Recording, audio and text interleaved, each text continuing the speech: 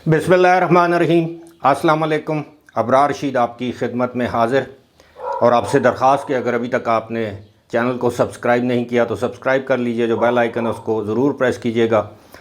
आपका शुक्रिया। बहुत से लोग मुझसे कमेंट सेक्शन में सवाल करते हैं, आपकी वीडियोस तो बहुत अच्छी होती हैं, आपके व्यूज़ कम आते हैं। अब व्यूज़ पर मेरा इख्तियार या मेरी दस्तरस नहीं, चैनल निस्बतन नया है इसलिए सब्सक्राइबर्स भी कम हैं।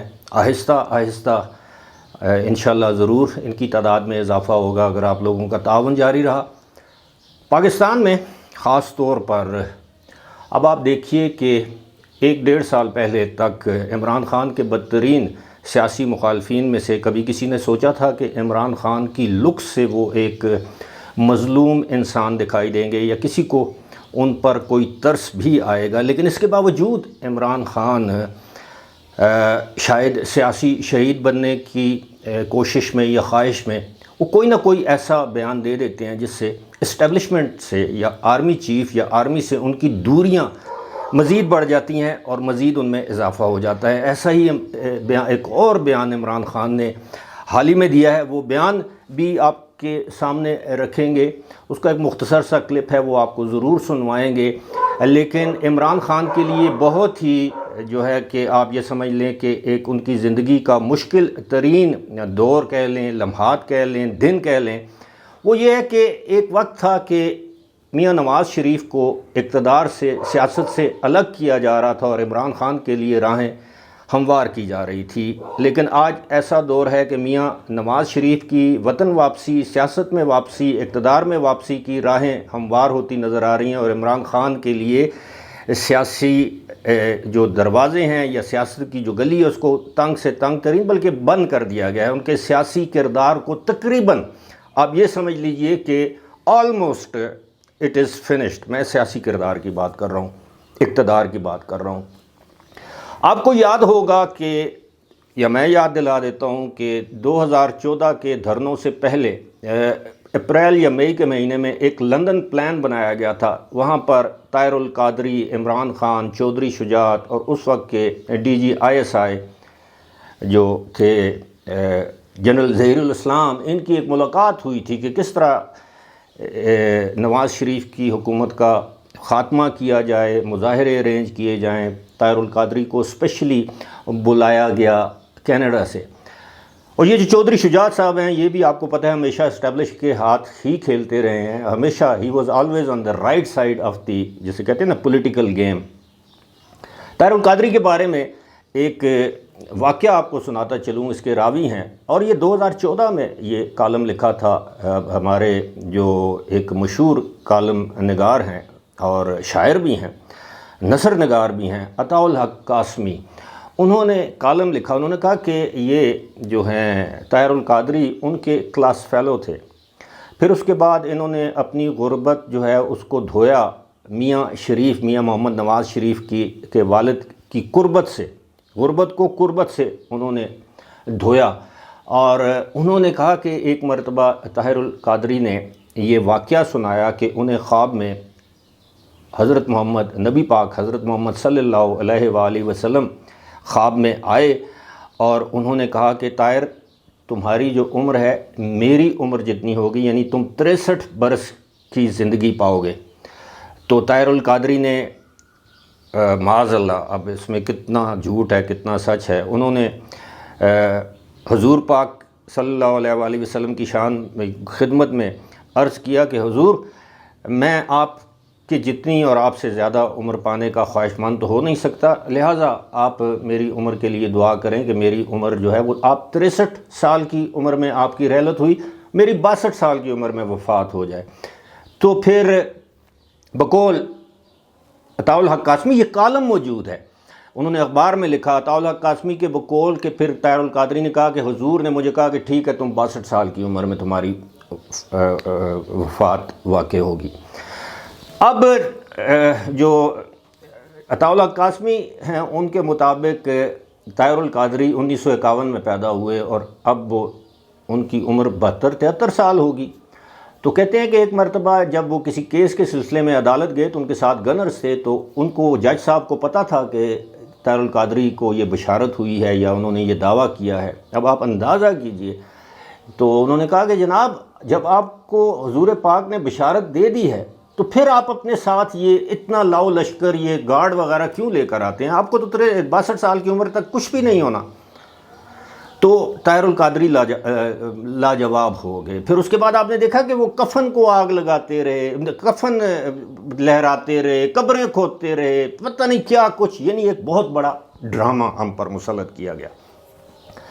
اب عمران خان جو ہے وہ وائس آف امریکہ کو انٹرویو دیتے ہوئے انہوں نے کچھ اس طرح سے کہا. میری گورنمنٹ گرائی تھی تب بھی میسج بھجوائی کہ جی ہم نے آپ کو اس لیے نہیں ہٹایا تھا کہ آپ کو واپس لے کے آنے دیں گے. جو جنرل باجوہ کا پلان تھا وہی اب جنرل عاصم منیر. ایک مختصر سا کلپ آپ نے سنا اور دیکھا کہ وائس آف امریکہ کو انٹرویو دیتے ہوئے عمران خان نے کہا کہ دیکھیں جنرل باجوہ یا اس وقت کی اسٹیبلشمنٹ نے کہا تھا کہ ہم نے آپ کو اس لیے نہیں نکالا کہ آپ کو دوبارہ اقتدار میں واپس لائیں گے.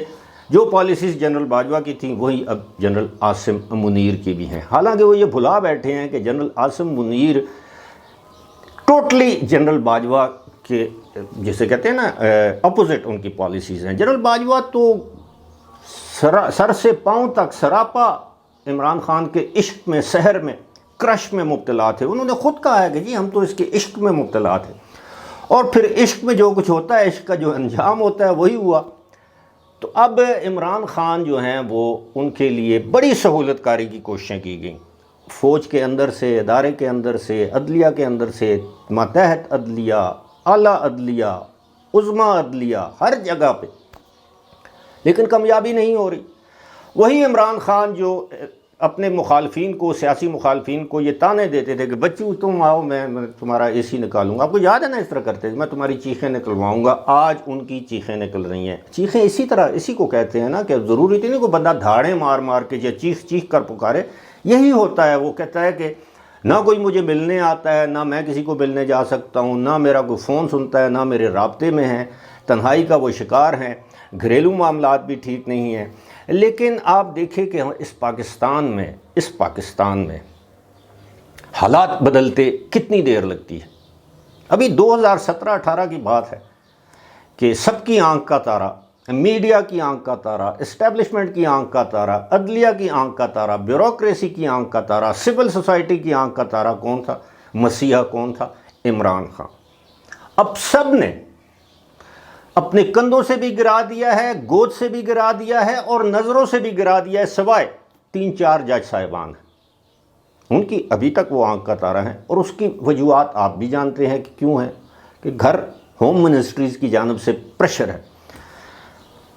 اور بدقسمتی یہ ہے کہ ہمارے بہت سے جو نامور قداور شخصیات ہیں، جب گھر کی بات آ جائے تو وہاں وہ ڈھیر ہو جاتے ہیں. یہی واقعات ہیں. اب عمران خان کے ساتھ کوئی قابل ذکر جو جسے ہم کہتے ہیں نا کوئی شخص یا شخصیت عمران خان کے ساتھ نہیں. دوسری جانب آج نہیں تو کل، کل نہیں تو 10 دن بعد، 10 دن بعد نہیں تو 1 مہینے بعد، 2 مہینے بعد نواز شریف پاکستان آ جائیں گے. ممکن ہے ہفتہ 2 ہفتے وہ جیل میں گزارے اور نواز شریف ضمانت پر یا بری ہو کر باہر آ جائیں گے. بری ہونے سے یاد آیا، آج بھی ایک احتساب عدالت نے ان کو ایک جس کیس میں وہ کو اکیوز تھے میر شکیل الرحمان کے ساتھ، اس میں بری کر دیا. تو اسی طرح نواز شریف بری ہو جائیں گے، جیل سے باہر ہوں گے. عین ممکن ہے ان کی نائلی بھی ختم ہو جائے، وہ انتخاب لڑیں، جیت جائیں، وزیر اعظم بن جائے. اور عمران خان کہاں ہوں گے؟ مجھے بار بار ایک بات یاد آتی ہے، آپ لوگوں کے کان بھی پک گئے ہوں گے وہ بات سن کے، کہ عمران خان تو گیا. اب پتہ ہے کیا، اب عمران خان کو یہ دعا مانگنی چاہیے کہ ان کی اگر گرفتاری ہو تو ان کو لاہور کے کیمپ جیل میں یا کوٹ لکھپت جیل میں یا راولپنڈی کے اڈیالہ جیل میں رکھا جائے، کیونکہ ان کے اوپر ایک قتل کا مقدمہ ہے کوئٹہ میں، اور کوئٹہ کی پولیس جو ہے وہ بیٹھی ہے یہاں لاہور میں. وہاں سے تو ہائی کورٹ نے، بلوچستان ہائی کورٹ نے تو ان کی ضمانت کی درخواست خارج کر دی ہے، اور جو جہاں سے انہوں نے حفاظتی ضمانت کروا رکھی ہے، اگر وہ ضمانت بھی خارج ہو گئی تو عمران خان کو گرفتار کر کے کوئٹہ لے جایا جائے گا. وہ جو وکیل صاحب ایک وہاں پہ قتل ہوئے تھے، ان کے صاحبزادے نے ان پر قتل کا الزام لگایا ہے، کسی اور نے نہیں لگایا. وجوہات اس کی کچھ بھی ہوں تو پھر کوئٹہ یعنی بلوچستان میں ایک جیل ہے جس کا نام ہے مچھ جیل. اب وہاں پر ایک بیرک ہے، کچھ لوگ اس کو کلی وارڈ کہتے ہیں، کچھ لوگ اس کو مرچی وارڈ یا مرچی بیرک کہتے ہیں۔ اللہ نہ کرے، میں کبھی گیا نہیں وہاں پہ، نہ اللہ لے کر جائے، لیکن سنا ہے کہ کسی کو زندہ درگور کرنا ہو، مطلوب ہو، کسی کو زندگی میں جہنم دکھانی ہو تو اس کو کوئٹہ یا بلوچستان کی مچھ جیل میں لے جائیں، اور خاص طور پر گرمیوں کے موسم میں۔ تو عمران خان کو تو اب یہ دعا کرنی چاہیے، بلکہ عمران خان کے جو فالورز ہیں ان کو یہ دعا کرنی چاہیے کہ عمران خان کے نصیب میں بلوچستان کی مچھ جیل نہ ہو، اس کے مقابلے میں جو لاہور کی کوٹ لکھپت اور راولپنڈی کی اڈیالہ جیل تو 5 سٹار ہیں۔ بہرحال جی، اسی لیے کہتے ہیں کہ وقت ایک جیسا نہیں رہتا، وقت بدلتا رہتا ہے۔ What goes around comes around. آج آپ جو بوئیں گے کل آپ کاٹیں گے، آج آپ سیاسی انتقام لیں گے، چاہے یہ حکومت لے، کل ان کے سامنے آئے گا، کوئی اور لے گا اس کے سامنے آئے گا۔ کسی کے ساتھ اچھائی کریں گے، وہ آپ کے ساتھ اچھائی کرے نہ کرے، لیکن اوپر والا آپ کے ساتھ اچھائی ضرور کرے گا۔ فی الحال مجھے دیجیے اجازت، خدا حافظ۔